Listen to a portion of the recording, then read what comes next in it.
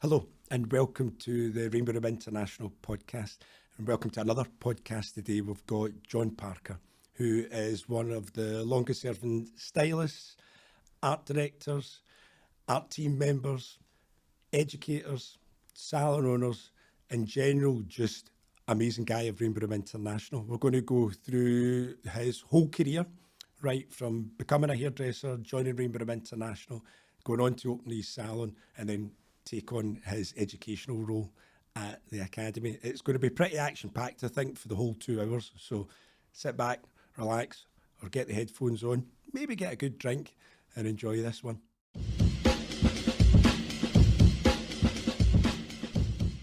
John. Ricardo. So if talking to Linda and Alan was like talking to my mum and dad, this now is basically like me talking to my cool big brother. Thanks very much. So yeah, certainly familial ties. Just a tag. So we'll start as they all start with the same question. You have a choice between a Whisper Gold or a Lindor.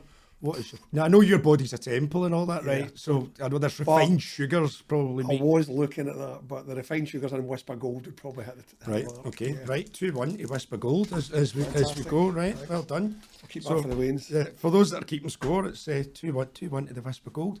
Right. Okay. So where did it all start? Where were you born? What was your...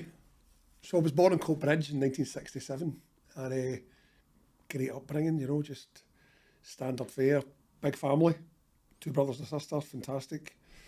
Mum and dad were working class, I suppose. Brought up St Timothy's Primary School, Columba High. I was always quite fit for a very early age. My dad used to send me to box when I was about 7 years old, so I've always been keeping to that, try to keep myself fit my whole life. So the boxing was really good. Did a lot of boxing right up to I was about 17, 18. I left school 83, 84, something like that. So school-wise, where were you at with that? Did you enjoy it? Did you not enjoy it? Yeah. I was school was great. I had no problems at school at all. Did okay. You know, got my standard grades, got my hires, got my O grades. Sorry, O grades, old school O grades. Good teachers. Some of them that I still know. I actually know one of my favourite English teachers. English was always good. English teachers were always great. I was lucky to have that. It's given me a real love of reading, which I spend most of my spare time doing. Well, that's where I was going with that, with the school thing, was where that came from, because again, it's a bit of it's a unique circumstance that we've obviously known each other for 35 years, but, you know, A, you're a reader, B, you buy people books. I mean, you bought me that Rod Stewart autobiography for my birthday. You know, you're a giver of books, and that passion for literature's always been something that you've had. I think it's adventure as well. You know, I think I always wanted to be more adventurous, and the books was escape. Started with comics, you know, it was Beano Club, but eventually 2000 AD, man, loved the 2000 AD. Read it voraciously, kept them. Yeah, I kept them for a long time until my mum passed away last year, and there was a box full of maybe 500 programs, 2000 AD, yeah, and comics. We used to sit and draw superheroes, my brothers and my sister. Sit, drawing stuff, drawing muscles, drawing superheroes, make superheroes up. Superheroes were a big part of my life. And we all did a lot. Mum and dad used to read a lot as well. So we would sit in the house, and it was just that Sunday afternoon after chapel. Telly's not on, you know what I mean? And they're all sitting reading the books, so you're sitting with your books. And it's certainly followed it through. And yes, I do believe, sometimes I think the salon's like a wee book club, you know. David will tell you, I walk around the shop, what you reading.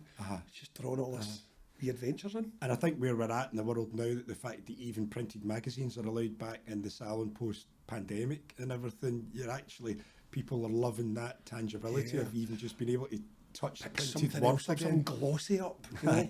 And I think with the books, because of the magazine thing during lockdown, it's gone on a wee bit, but people bring books in, bringing Kindles in, bringing their headphones in, sitting watching stuff, which was new. But yeah, I'm always walking around the salon. Someone's got a book, I'm straight over, and we're suggesting books. And for me, it's just like a big giant book club, you know. Yeah. So obviously, off the back of the whole superhero thing, do you want to tell the viewers what your brother's called? Yeah, superhero thing. My brother's called Peter Parker. So yeah, he's still going through a lifetime of, really? We went to Parkhead a few years ago for the tour. And we signed in, and I think Peter had organised it. And guy walked in and says, you got a booking? He said, aye. He said, what's your name? He said, Peter Parker. He said, really? Peter said, no. I'm a 54-year-old man just making this stuff up. It's just had So Spider-Man, Spidey, the whole life. He's heard it his whole Yeah, whole my parents life. had no idea, obviously. No. You know what I mean? No, aye, no, it's your Peter's. 1970. Peter's your name. Peter's my granda. Aye, exactly. Hugh's the other granda. Peter's that granda. They're Aye. the others, your names. You get that? Yep. Brilliant. Well, for me, it's just nobody's ever believed that I'm actually really Ricardo, and that it's my hairdresser name, and that my name's Tam. You know, that I worked beside a Ronaldo like that as well, ginger brown eyes. Aye. And his parents told him, go, no, Ronaldo. So, really, it's Ronaldo. Aye. I'll get called that as well. Well, made you. I've got called a lot worse. So, at school, knee deep in all that literature and everything, was there a kind of what am I going to do next at that point? Were you kind of thinking who you wanted to be when you were getting out of school? Or? I don't really know. I think my dad was, when I was going through high school, my dad was running what was the Manpower Services Commission, which is now, I think it's a Scottish Development Agency. Right. Yeah, so my dad was in charge of that for a big part of Scotland, if not the west of Scotland. But so the idea that you came out, my dad helped develop YTSs and YOP schemes. So, so the idea of leaving school and not having a job was just, what you thought, you know, you find a job, not you do on, something. aye. Yeah. And everybody else in your family, we were very lucky. Maybe at that time it was full employment, you know, big family, they all worked. We all had Saturday jobs, we all... the idea of not working just wasn't a thing at all, my parents. So, can I get pushed a wee bit with my dad? I think mum and dad, you know, as you do, because your dad and mum know better, you know, despite being a teenager and think they don't. And I get pushed into what at that point was quite new, the electronic engineering. Right. So I started studying and working in a electronics factory in Bells Hill and studying electronic engineering. And maybe lasted, I don't know, about a year or so. Previous to that, I'd got a Saturday job. This is a weird one. Got a Saturday job. There was a girl at school who I really fancied. And there's no point saying her name. But our uncle owned the hairdressers, ran the hairdressers in Monklands Hospital. Right. And when I was about 15, maybe 16, all my mates were going to Whitley Bay on holiday. And mum and dad said, you're not going. You're not going. If you're going, you pay for it yourself. Right. We're not giving you any money, you're not going. So I got a job with Jerry O'Neill, in the hairdressers in Monklands Hospital. 16, still at school, 15 maybe. Yeah. 16 in October. And I was just sweeping up hair, you know. Yeah. And it didn't give me any love of hairdress or anything. But when I got a bit older, I was like, I wonder if that did give me some kind of... Yeah. I mean, it was like old people's hair, you were doing hospital patients and stuff. Sweep them up at the end of the 6 weeks. So you're still looking after them? Yeah. At that point, So that wee buzz is getting implanted. Also watching Jerry being very good at what he did. Yeah. You know, it was a paid salon. It wasn't something that was run by us. It was run by him. 6 weeks of brushing up hair, washing hair, and he gave me streaks. I remember he's like, "You're going on holiday tomorrow?" I said, "Aye." He said, "You want some streaks?" And I said, "Yeah, of course." Ginger, it was really ginger, no, painfully ginger. My hair looked sore. Is that ginger? Do you know what I mean? Painfully ginger. Do you know what I mean? Really ginger, yeah. It's actually a good name for a band. Painfully ginger, yeah. And he gave me streaks. I looked like an albino man. I looked not well. There's no pictures survive for that holiday at all. But that was then, and I carried on at school, left school, get headed towards electronics. I think I must have done a year with a company called iTech, and we're doing phone systems, and this was just all brand new. PCBs, making up PCBs, printed circuit boards. Mm-hmm. You know, learn how to DC currents, AC currents, and it was all right. All I wanted to do was make a door that opened when I pressed a button, or a table made out of light emitting diodes, LEDs, which were just new then as well, you know. And there's a guy I worked with there called Mark Diamond, really cool guy, really good looking guy. He was a proper psychobilly, big high hair and all that, right? He had tattoos, really handsome. And he was modelling for Rusks at the time in Hamilton. He was one of these guys that modelled for me. Yeah. And I went along one night with him when he was modelling. That was it, nothing special. And at the same time, one of my friends at school, Stephen Rafferty, at that point, if you didn't go for your interviews, you get your brew money cut. Yeah, so you had to go. So you get an interview with Taylor Ferguson. Right. And he said, "Go to Hugo." And I was like, all right. So I had to go. He gave me a train fare along to Taylor Ferguson's. Didn't get a job for various reasons, although... So you were doing the interview for him. For Stephen Rafferty. So that As Stephen him. Rafferty got his brew money and was registered as being the interview, right? Right, okay. But I walked in and it was really glamorous, obviously, but Taylor Ferguson's mum had a big salon in Coatbridge. His brother is still there. That's right. Alan. And went along, didn't get a job. Another guy called Ian Fulton got a job, who's still working with Taylor, course, Egg yeah. Fulton. But wait a minute, did you walk in as that guy's name? Aye, Stephen Rafferty, yeah. So what would have happened if they said, yeah, and then you were wouldn't- going to... Well, let's just say this. With a name like Rafferty, coming from Coatbridge, going to Columba, you're probably not going to get a job with Taylor Ferguson. Got you. Okay. Okay. Welcome to the west of Scotland. So anyway, went from there, and then, I don't know, maybe the seed was planted, and I remember saying to Mum and Dad, look, I don't think I want to do electronics anymore, I don't want to study this anymore, I don't want to do this as a job anymore. Can I consider myself slightly more artistic? And I was always trying to dress differently. Yeah. You know, when you get a crowd of pals when you're growing up, there's Danny Hannigan's dead funny, John Brophy's dead good looking, David McCluskey's really good footballer, Tam Green's dead clever. I was a guy dressed different. Aye. Much to the chagrin of my mum and dad, used to hide clothes, you know, change, go out to Tam Green's house and change into my fucking Toya t-shirt and tartan trousers and stuff like that. So I think that side of the fashion, try to be a wee bit different, trying to stand out, the hairdressing certainly appealed to me that way. And I went for a job with a guy, applied for a job, it was advertised in the Advertiser, Airdrie Coatbridge Advertiser, you know, just a wee block. Roberto Cocosa, which to me sounded like really exotic, do you know what I mean? It's like seriously exotic. I mean, Italians, I know hundreds of Italians. But Roberto was good. He was, at that point, pretty successful with a salon in South Bridge Street and eventually a salon in Duke Street, and kind of fast-tracked through that. Felt, I must admit, when I walked in, everybody was cool. Yeah. Roberto was cool. What age was this? 17, maybe just going 18. Yeah. 17. Even though... Left in 5th year, went on, so 17 going 18. Aye. So I was a bit older. But it's not that late for a guy, really. You know, like, because when you talk to a lot of people, even previously with Alan's one and certain stylists that had been in the brand before, I mean, even the likes of, you know, Dylan as well, that had been kind of far into their apprenticeships, you know, 17, 18 still kind of thing. It was a year of electronics, and then I just knew, maybe even quite a year, maybe that summer, that winter. The thing you're talking about the being cool thing, there's a cracking sort of meme and reel kicking about just now about Jerry Seinfeld going, when was how much money you made important about your job? It was whether my job was cooler than your job. And you it know, was that always way, that, and I have to admit that kind of tail end of the 80s, going into the 90s, all that kind of stuff, it was kind of huge at that point, because you were almost sort of rebelling against the idea of the yuppie thing as well, and didn't want to be seen to go down that route. And actually do a job, because my dad loved his job. My mum was a nurse her whole life. She liked her job, you know. My sister seemed to like her job. My brothers were both younger, but they went on to do Peter ran pubs. Hugh became an architect. They enjoyed their jobs. Yeah. And the idea of doing something that you didn't like was just alien. The concept never appealed to me, you know. But, and the fact that Mum and Dad said, "Cool, but you're going to work. You know, you leave there. You go to job. You don't leave and then find a job. You find a job, then leave." Right. So you had to have that sorted before you went. Yeah, more or less. So I got a job with Roberto, and everybody was really cool. We'd wear white. I looked like a ghost. Wow. Big ginger ghost. White outfits. And Roberto was just a cool guy, really clever, very chatty. Good hairdresser. I would say good hairdresser, you know, good foundations, but for me, I was in a cool shop. I was working with cool people, and gave me a chance just to, I don't know, just dress a wee bit better, or dress a bit different, and find that Roberto's ability to deal with clients was legendary, you know. Sometimes too good.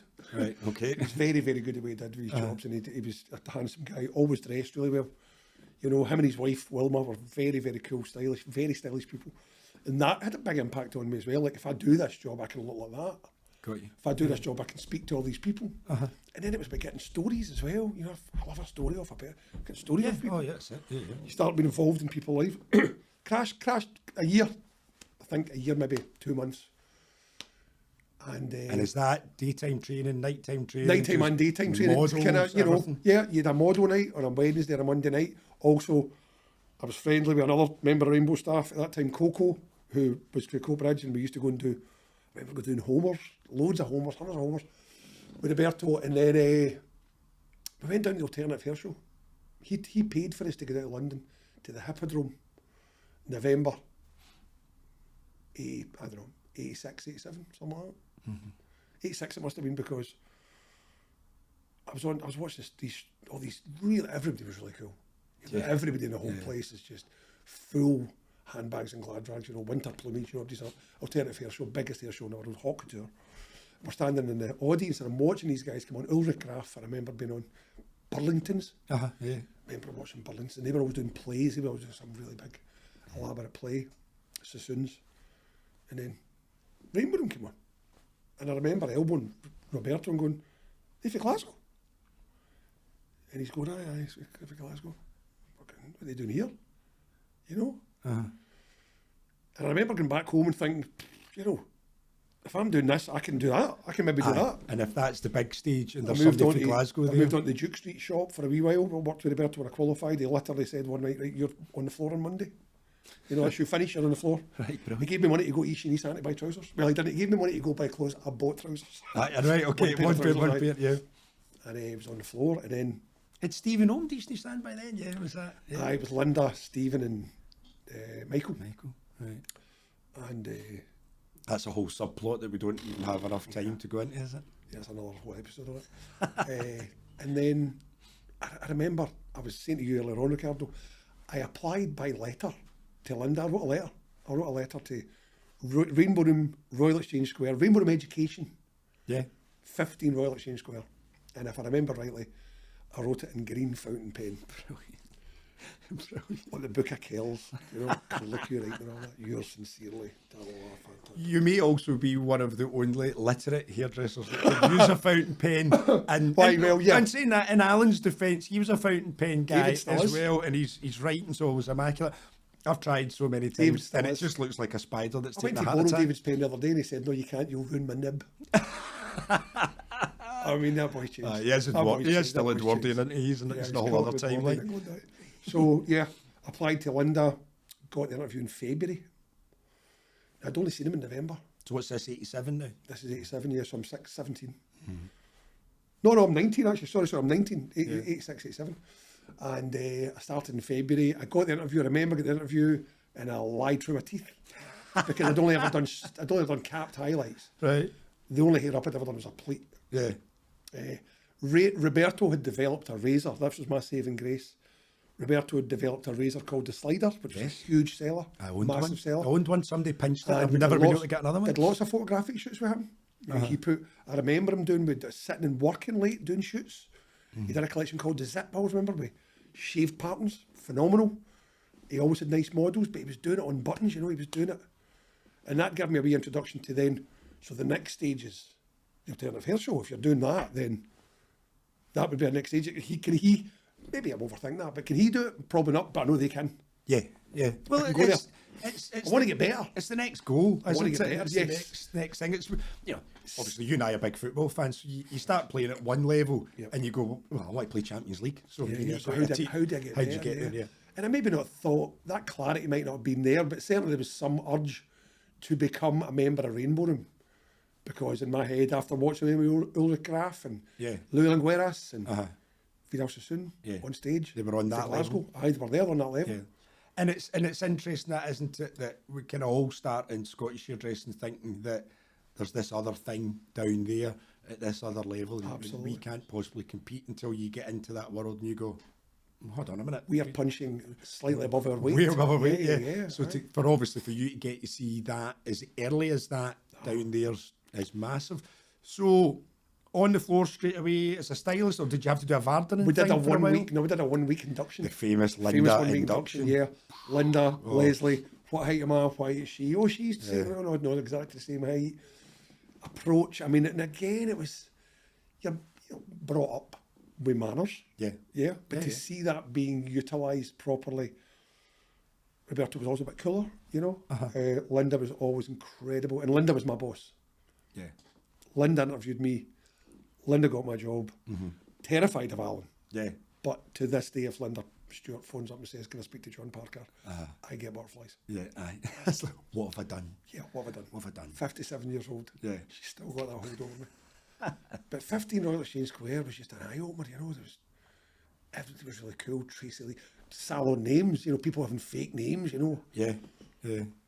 So 87, you know, obviously we were coming off the back of, you know, Linda and David's podcasts and their experience of 15 at that time. And obviously, you know, it didn't really start off that great for Linda at a sort of period. But did you get to see any of that, or was she doing that swan thing where she was like, the business was getting run immaculately? Absolutely. That's one of the beauties. That was one of the most beautiful things. Yeah, all that other stuff was going on. There was lots of stuff going on. And as we get older, we find out how much stuff was going on. But Linda was, she was just graceful under pressure. Yeah. Absolutely graceful under pressure. And she just taught you right and wrong. You know, that's not how you behave. Yeah. That's not what you do. Front of house, amazing. And made a front of house. Aye. I mean, she had a desk, her own desk. Getting products on the walls and stuff. And I mean, 15 was quite a unique wee building. Yeah. And that tiny upstairs, larger space downstairs, and you had to earn the right to go to work upstairs. Well, this is the thing we start talking about. Is like, at what point?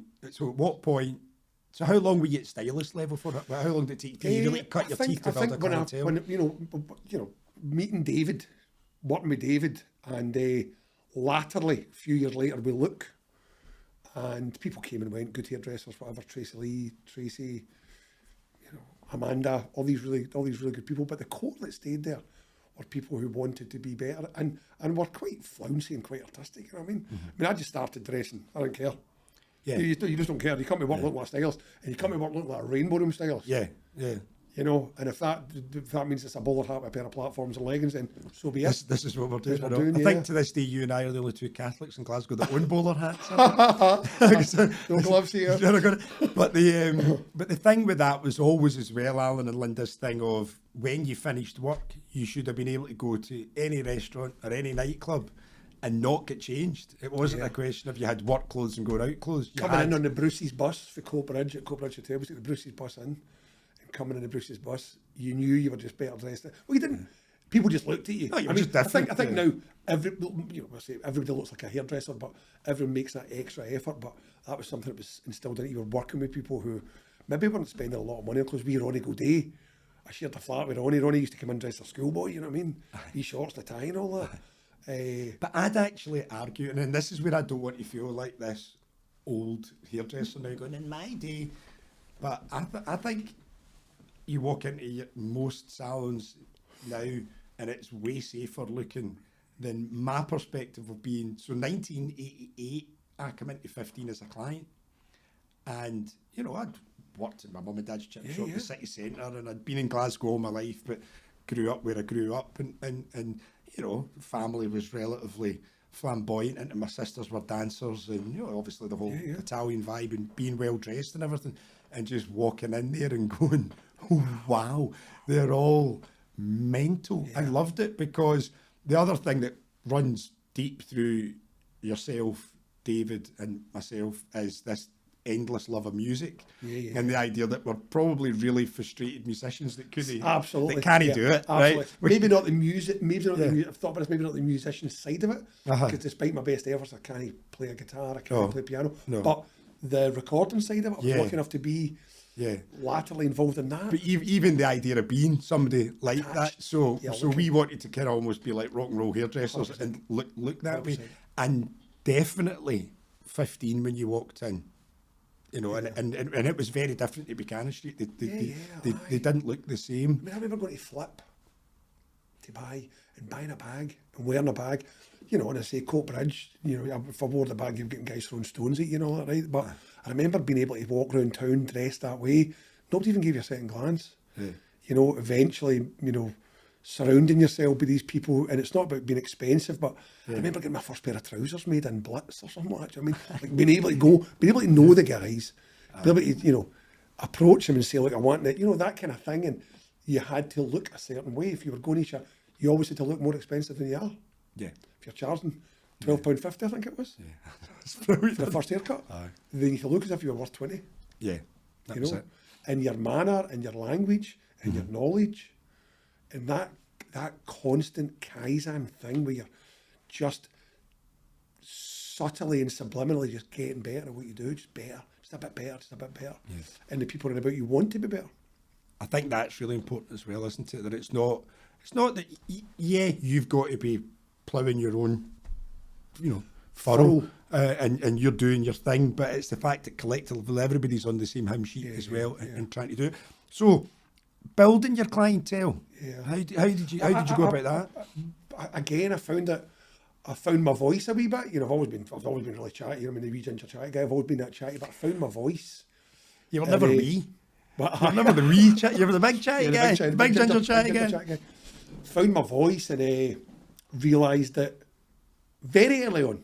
I realised very early on, and this is I use this all the time when I'm educating. I'm not the best hairdresser in my salon. I'm not the best hairdresser, not the best hairdresser in Rainbow Room. But the clients don't come for just a haircut. If it was just a haircut, they'd pay £12.50 and go for a haircut. Yeah. They buy a piece of you. They buy your what's the word I'm looking for? When you invest in them, exactly. Where you're going, look, I'm doing your hair for the next couple of years. Mm-hmm. I want you back in my seat. Yeah, and they're investing in you too. Yes, yeah. They want to like you. I mean, I'm good at hairdressing. I know about it. I know what I'm doing. I really, really enjoy. Still, really, really enjoy cutting hair. Yeah. But I found actually, up until Dylan joined the company, I was the fastest promoted stylist on the floor. And how did you go about that? Was that self-promotion? Was that just instantly, blowing smoke? An element of charisma, all that certainly, kind of stuff? I followed every rule. I followed when Alan said, or Linda said, give out your vouchers, give out your certificates. That client will have a friend that'll come back. Big on that. Because nobody else was doing that. No. Nobody else in Scotland had a structure like we had, where you could say, we'll find out later on, but all I wanted to be was art director. Yeah. That's it, man. That's it. That title, to say you're artistic director of the Rainbow Room, whatever it meant to anybody else. Didn't matter, it meant everything to you. To you. And David was art director. And also you were at the generation where it was cheaper on a Monday, Tuesday, Wednesday. Monday, Tuesday, Wednesday, £10.50, whatever. When you first saw that price menu, you were like, who even reads that? It's like it's like going to a menu in one of those crazy Italians where you get 4 pages of stuff. They offer everything, Yeah. I'm right in saying that was on a artist easel at the door, wasn't it? Kind of before, kind of the stairs were there and it would sit there. And it was just a really cool environment, Alan came over regularly. He used to come in and throw his keys up. Royal says, "Who's parked the car?" David would take the keys, take his Land Rover for a wee run and all that kind of stuff, But the nighttime thing, the after work thing, was never regarded as an after work thing. It was getting the chance to do something that you couldn't do with your clients. Yeah. And London gave you that platform. They gave you, we're now doing this photo shoot, we're now doing this seminar, we're now doing this video, we're now doing blah, blah, blah, next. So the stuff that they were doing that we now know to save the business and to actually keep the business afloat, keep the doors open, you were actually getting the opposite side of that, where you're getting all this inspiration and opportunity and excitement. Staying behind to do careers days. No hairdresser did careers days. No salon group did big careers days. Yeah. And people wanted to be with, good hairdressers and cool people, Yeah. And then that circle of friends that you get when you build up going into the city centre. I've still got friends, still really close friends with a lot of the guys I went to school with in Coatbridge. That I always think that cycle, that friendship cycle's big, but draw them in, a wee guy for Coatbridge, but draw them into that environment where you're meeting the guys at Onish and Nissan, you're meeting the guys at Pam for Buchanan Street, it was just in Linda Bardetti, these guys who were stars. Shars had just left, and I even knew Shars' name. He'd just left to go to Sassoons, and I knew Shars through various people, and you had, I think we were also lucky that because we were one level down from the ownership, the competition maybe wasn't, it was great that we were part of Rainbow Room or they were part of Rusks, they were part of Sassoons or whatever, but we maybe didn't have a kind of antagonistic approach to them, whereas obviously Alan and Linda would have wanted to beat Rusks and they'd want to beat Taylor, and they would have had that competitive thing, but probably, yes, we would want to have held our own and made sure that the brand was great and that we were seen as the cool guys, but it was just as cool to go, oh, I know so-and-so and I know such and such, because you wanted to be known on the level, you know, because you know yourself, you've had people go, I'm not going to Rainbow Room anymore, who should I go to? It would always have a go-to person in every other brand. When I was younger, all the employers had worked for Sturrocks or Rusks. Yeah. Now, all the employers have worked for Rainbow Room. Yeah, that's it. You know, Yeah. I worked with Roberto, who worked with Sturrocks. Yeah. Crawford Jackson Melville, who worked for Sturrocks. Yeah, that's a great name. Crawford Jackson Melville.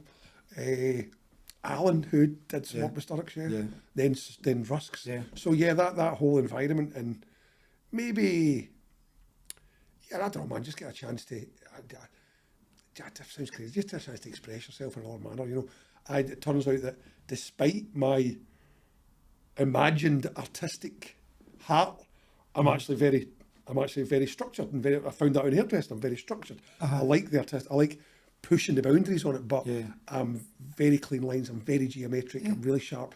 I work things through. I build a stable base before I do my razor and all that kind of stuff. You know, I went through the whole thing where you're trying to do the whole what I regarded then as the artist stuff. And David and I were always pushing each other a wee bit in that salon. But I think that's the thing as well that's really important, that a lot of people think that kind of hairdressing's not, which is just stupid, because at the end of the day we all tip the cap to Sassoon and all the people that came through that point, and obviously they looked at it from an architecture perspective as opposed to just, you know, it's like whenever I do a careers day and I always talk about what subjects you need to be able to do to be good at hairdressing, and I deliberately miss out art, because it's not just because you can paint a pretty picture, you can do a haircut. It's got actually nothing to do with it. It's actually about finding another avenue that draws. But you've got your artistic temperament. It's as long as you've always got the question, what if? And that doesn't mean to say that you can't hand somebody a head sheet, do a geometric haircut, and then go, but I wonder what would happen if. And as long as that's there, as long as you're planting that seed, definitely, or accepting that if you go asymmetric, you're still doing the same haircut, but it's just dropped to one side, then you start thinking, well, how can I soften that line out? And again, Roberto brought us up with a razor, so it was scissors and a razor. There was no distinction between those two tools. That was your tools, the scissors and a razor. It wasn't just scissors, then learn the razor. That was when I started training. There's your razor, that's what you do it, you know? And I still really love using an open razor. Still love it. And did he, so he was at Sturrocks? He was an assistant at Sturrocks as well, So was Crawford. Crawford was one of the assistants that get put in a tumble dryer at Sturrocks, I believe. Health and safety days of hairdressing. And gas-fired tumble dryers. That's a whole other story. So the... Okay, brilliant. It's mental, innit? It flies by, doesn't it? So we're at the stage of your clientele's pretty solid now, and you've obviously got this goal to get to the mythical promised land of artistic director, and you've been doing a bit of art team work at this point. So did art director come first before you finally got to go down and do the alternative, or did the holy grail of the alternative come first? The very next year, I didn't get to go.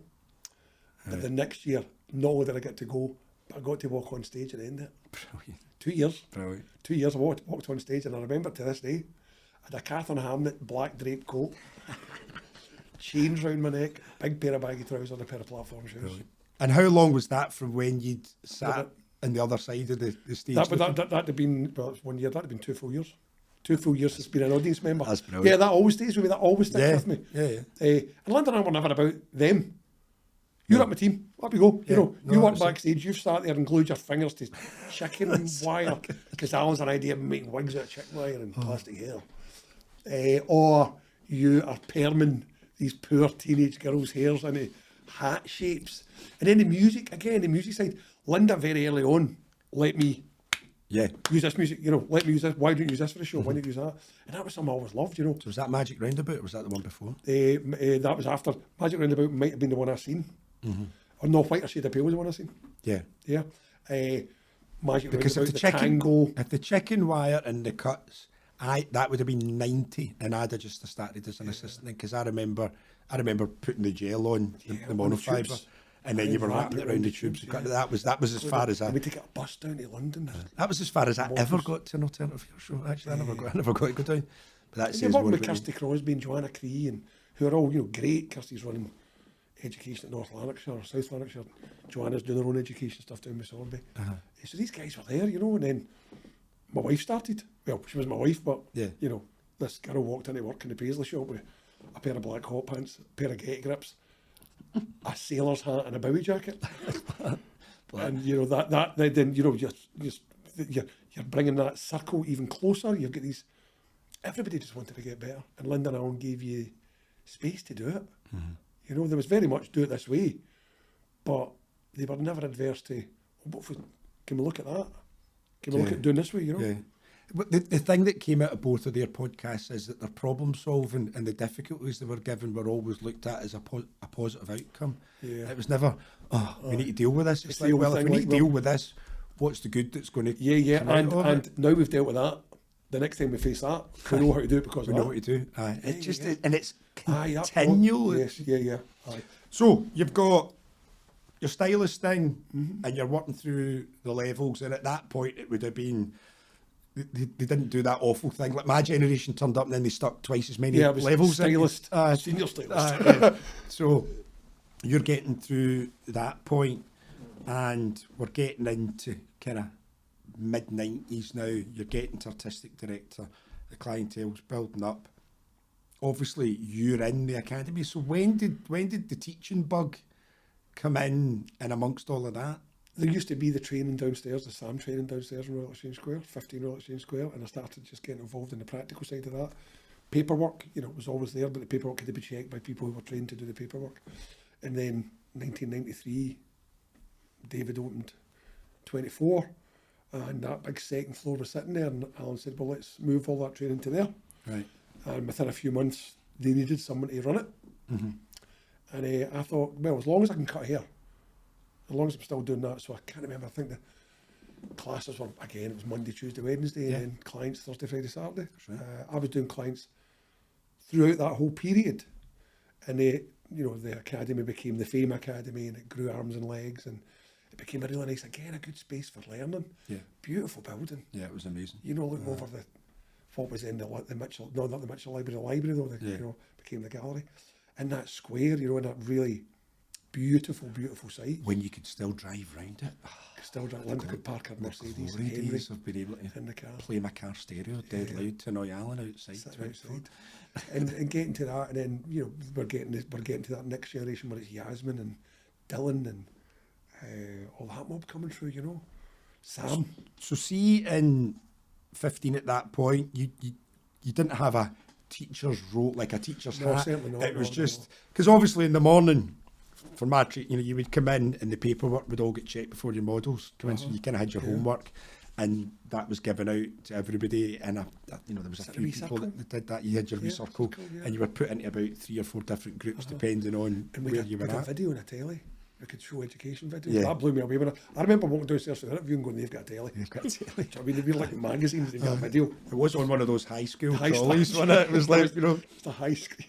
It did have one of them. But I think that, I certainly got the bug. I certainly found that I was able to interpret the hairdressing, and not only the hairdressing, but the other side of it as well, the personable side of it. I found that I was able to interpret that in a manner that people went, all right, okay. Yeah. I get that, I think I get that. I'm not renowned for my patience, but some in the work just seems to, I just want to make it better. And did you know you were going to do, did you know the teaching was going to be in you? Because again, I'm coming from the opposite perspective, and I know how good an educator you are. So the patient thing, I actually find quite funny. Again, especially because you're a reader. Because I tend to find if somebody's got the patience to actually sit and read a book, right? Because I've got a million unfinished 2-chapter books lying about the house, right? And everybody that knows me, it's like, what's the next shiny? What's the next book? What's the next shiny mirror ball that I need to get involved in? So for you to say that you're not patience, kind of interesting, because you do deep dive into things, and also I know you as an educator. Yeah, I think that term, actually, I've heard that being used. I tend to deep dive. I tend to go, right, okay. Again, it's like it goes back to standing back to the altar, possibly the altar, but standing at the alternative hair show. Yeah. What if I can do it? Yeah. What if I can do it? Why not? Why would you not? Nobody was saying you can't do it. even my mates and mum and dad who... But is that not going back to your mum and dad again as well? Yeah. And that, listen, if you're going to do it, do it. Do it, yeah. You know, it's not a question of you're just doing it. You don't want to make the numbers up. I've been, I know I've heard myself being described as someone who, you know, rightly or wrongly, someone who, I do tend to run into things. I just go, right, well, let's try this new thing. I like that, you know, whether it's, you know, music or keeping fit or trekking or climbing or educating or anything. I've heard it being said, aye, he says it and does it. I do it. Oh, yeah. It's not just... and that's not something I ever really thought about myself, because you're still terrified of doing it. You've still got that wee thing in there going, right, okay. You know, even now when you're trying to get an assistant to hold their comb right, and they go, yeah, but I hold it this way, and you're going, well, yeah, but no, you don't. You can, but not in my class. No, I know. I was doing it last night. I was actually, I had a training night last night with somebody that didn't start life off with me, and I find that the hardest. And that, you know, there'll be folk sitting there that have trained with me a million years ago, and, you know, the elbows are up and you're doing your thing, and trying to reverse engineer that into somebody that's already got the way that they're doing it. There's no fault of anybody. No. It's just I think, you know, I always tell assistants, I didn't get a grad. I didn't get a graduated bob bang on first time till about 10 years ago, 15 years ago. Yeah. Something just wouldn't work with me. Yeah. And I went back to it so soon, and I went back with it. And I would just, I'd always go back and fix it a wee bit. I'd always go back and do, that's not right, that weight's not right. I'd always go back. Yeah. And then something clicked. Now that's still, Yeah. that's 45, I was 45 or something, you know what I mean? It was, when it just, whatever penny dropped. Yeah. So if I'm still feeling that way about a haircut that I do a lot often over the years, you know, what's 2,000 clients a year for 40 years, you know what I mean, that kind of thing. I remember doing that. Yeah, Remember we did that Summit Congress. We're like, crazy bonkers. well, the thing is, William, how far are we in? 39 minutes. We're 39 minutes in, and you and I haven't swore. Tell you what, well, it's fucking brilliant. And what I was about to say is that it is the give a shit factor. Yeah. Do you care or do you not care? And I'm with you. I'll never say that, again, I'm the best hairdresser in my shop either, or any of that kind of stuff, because I would always hope not, contrary to popular belief, I don't have that ego of myself. But what I am doing is trying my hardest every time I'm doing that client's hair. I've never cut anybody's hair on autopilot. And the problem with that is I can never do the same haircut twice, because that head of hair and that head at that time spoke to me that day. And if that client comes in the next time and go, I just do what you did last time, like going, hate to tell you, I was so far into it and so deep into it, I can't do that again. But and I think that's a refreshing thing to tell. Oh, Dave, I think people. clients, you know, I've got a client called Maybeth, and Maybeth came into me 6 months after starting the Rainbow Room.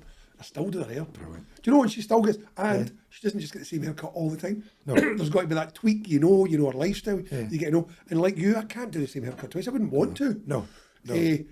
Something's different. Something about it's different. Or you want to tweak that. We used to make a joke. You go your holidays, come back, and fringes have changed. Yeah. I can do a fringe. No, but you can do this fringe. Yeah. Can you do that bob? Or whatever name they're giving it, can you stack it? Yeah. Can you do the reverse graduation? This stuff where hairdressers, maybe generalising, I can cut a bob. Yeah. But there isn't one. no, there can't be, man. Even on one person. There is no, exactly that's it. And I think that's the beauty of it. And so the idea that, I mean, I remember you talking about the idea that this thing with the graduated bob clicking at this point, but I think that's the beauty now of the internet and all of the facets that the kids have to go out. The mediums they can use. To see a million different people cut that haircut over a period of time that's incredible. But I kind of fast forwarding a bit just now, but you and I and a couple of the directors were lucky to sit around with Joshua Galvin when we were opening up the Academy in Howard Street, and we talked about the idea that him and his pals sat late at night in Bond Street and were pulling hair at an angle and going, I wonder what would happen if I cut that. And I said to him, how does it feel to know that I start every Saturday morning and I put that section plan in and I go to lift that angle to cut hair and you guys came up with it? And he looked at us all and he went, yeah, but you guys are doing it better than us. And they're like, what? We're standing on the shoulder of giants literally standing on the shoulder because of these guys. But it has evolved and it's changed. And there's some amazing folk out there. But equally, we're still doing our foundation courses and all that. We're still able to offer that service to the people who save up for a haircut, or the people who can afford a haircut, the people who can look 4 times a year. They still come back to you because they know you're going to get a family. I don't be too exaggerated too much, but they come into the salon, I cut their hair, but they know Elise, or they know Tara, or they know because you've been introduced them to this, if they've grown up. They've been your assistant, they've watched you, they've worked with you, done a stage show with you. I remember Sarah Jane doing her first stage show with you and being terrified, you know. Teaching her to breathe. Pushing. Teaching her to breathe. But this is the thing that people don't probably really believe. I talk about Rainbow Room International being a dysfunctional, non-related family business. And people don't really believe us, right? And all I'm ever trying to do is recreate a moment in time in Buchanan Street. I would say 1996, I would have said that at that moment in time, the people on that floor, the turnover that was getting done and what Alan was doing in the world of Scottish hairdressing, that's the utopia to me. And if I can recreate that, but equally, if I could have this scoop of cool put added on, for 15 and I could join them together, that was always my hope. But the idea that it is a family business, and we do give our monkeys about the youngsters coming through or clienteles that have been with us since we did qualify. You know, I've still got folk. We party together, but we also we argue together, we fight together. Enough directors meetings to know where you're standing up and you're trying to put your point over tables there, up, kick a table off and all that. Being dragged in to do your figures because it's not enough. No. To just do really good hair. You've also got to do really good figures. And you've got to run your business properly. And again, that, you know, for hairdressing, that was radical. I believe that was radical. I don't know what else was going on. Taylor Ferguson managed to stay in one shop. Irvin built up his, and Rita built up an amazing name in her Scottish hairdresser, or British hairdresser. But to run the business properly, that's something else. You know, to go, I'm running a business. Done a business, it's my business, that kind of thing. Giving it opportunity.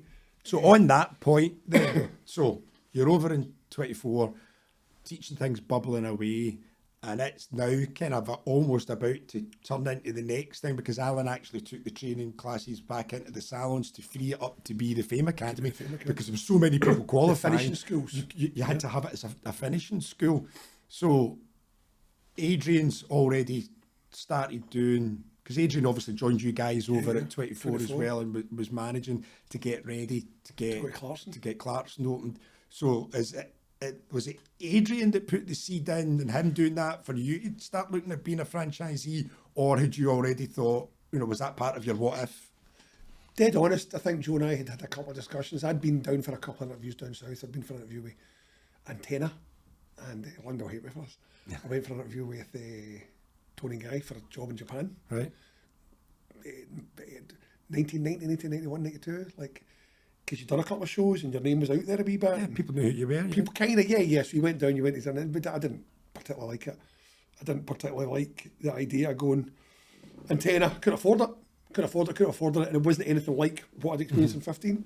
So Joe and I were like, well, what do we want to do? You know, and there was a point in my life, just a brief point, where you're thinking, right, if I don't do this, what am I going to do? If I don't get to my own salon by the time I'm 30, what am I going to do? You know what I mean? And, you know, we talked about acting, you know, talked about sound engineering. Because I was really into music, and I was living with guys who were staying in a flat at the West End with a band, but I loved the West End. You know, I still remember stepping out the West End with one of my first pals for uni on the Underground, and stepping out of Kelvin Grove and going, right, I mean, really, 17, 18, 16, 17, 18, I don't know, going to town and going, this is a hub, this is where everything's, this is where it's cool, this is cool, that's cool, but that's cool. And that was even then? Yeah, cul-de-sac had just opened, Ashton Lane was kicking off, you know what I mean? Right. So, if I was going to open a salon, it had to be the West End. And Alan knew that. So when did you say that to him? I would have probably been about 20, well, I was in there, so 93, 97, I was 30, so I opened a shop in 98, so Must be about 96, 97 when I was still in the academy. But we'd done the academy thing and it was getting too big. We'd done the fame thing. I think we were opening the wee one in Howard Street. Was that about then? No, that would be round about my time. So really? that would you'd been A into bit later? You'd be into 2004. Right, so the academy was becoming a different 2002, animal. 2003, yeah. Becoming a different animal. And I'd seen what Adrian was doing and Adrian was great. Yeah. Well, bang on. Shannon went with him. Do you know what I mean? It was a big loss. I mean, the two of them were machines. Monsters Went out straight there, away. you know, and I've been watching Buchanan Street. You said Yeah. Buchanan Street was a different animal, but Buchanan Street had the consistency. We're the oldest. We're the ones that set the standard. That was it. All the big hitters came from Buchanan Street. Yeah. All the big hitters worked for Alan. Yeah. Linda was the arty crowd. Yeah. So I wanted that, and I figured if I married that with the West End, and that's great. That's good. And then I remember Alan coming and saying, you look for a shop, straight across for a pedestrian crossing, it's in a row of shops, pub on one side, food in the other, a couple of shops, and it was jumped at the chance, you know. And I remember getting genuinely excited. I was with Joe at the time. We'd had Iona was about 7 or 8 years old. Joe was still working in my wife Joe was still working in Royal Exchange Square, so she decided she was going to stay there. And I remember the night before, and every franchisee has a story. Gus, Gina, Doogie, Carol, Linda, Alan, wiping story. products and putting up shelves, painting toilets, Yep. wiping products down 2:30, 3:30 in the morning, Scraping grout so out you of could tiles. scrape grout out of tiles, so you could open that door in the morning. And it goes back to that old story for 365. You brush outside your shop. Yeah. You're a shopkeeper. Doesn't matter how fancy a shopkeeper you are, you're a shopkeeper. Shopkeeper. You go out that morning, you brush that street clean. Yeah.